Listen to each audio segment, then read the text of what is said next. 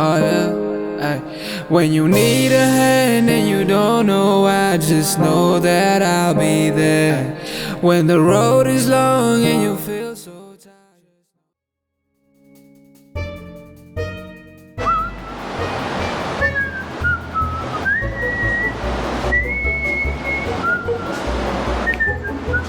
I don't know why that stuck in my head, but hey, John Reagan here with E-Powersport, and I was just thinking this morning about kind of like all the turning points that occur in one's life, you know, just even some of the ones that had occurred in mine over the years, and it brought up a memory of a really interesting story. Well, interesting to me, you know, for the direction everything ended up going in, as you can see.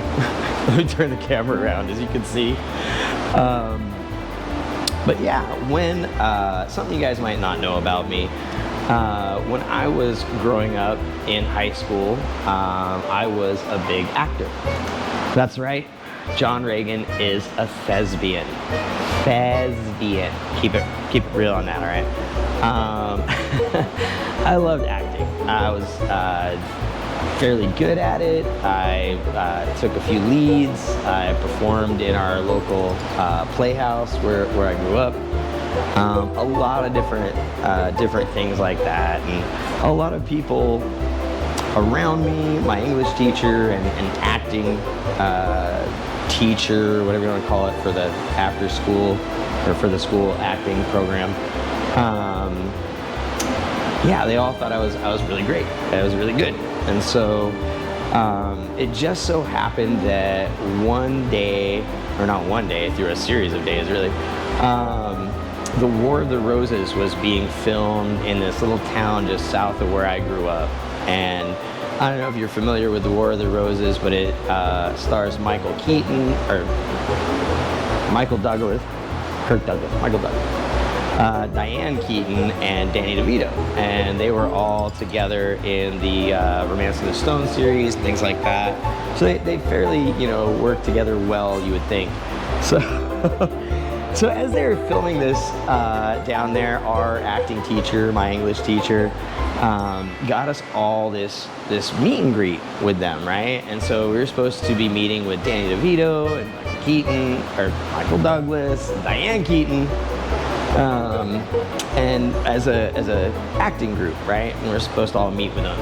And so we get in the field trip little bus and we go heading down. It's like 20-30 minute drive away, and we're all excited. We pull up to this spot, and it's just a big grassy field of this old church, and we all know it, right, from riding by and growing up there. And it was just kind of interesting. There was all these cameras and, you know, film crew stuff out there, people walking around. You're like, oh, this is active. This is really cool. This is not how this field usually is.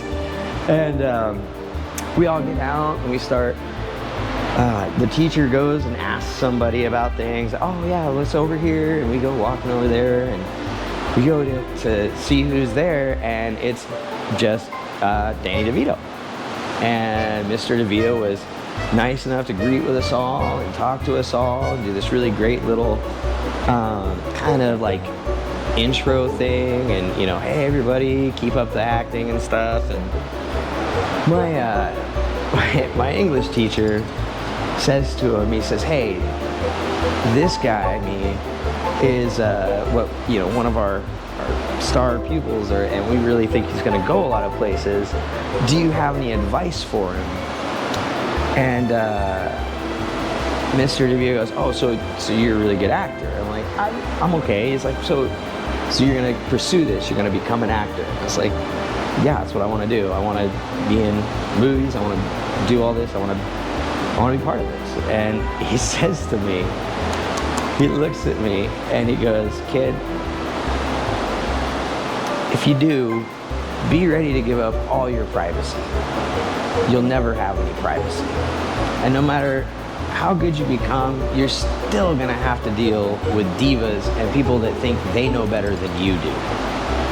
And my English teacher looked at him, he starts freaking. He's like, don't say that kind of stuff to him. He looks at him and he goes, hey, if this kid's as good as you say he is, then he should know what he's getting ready to get into.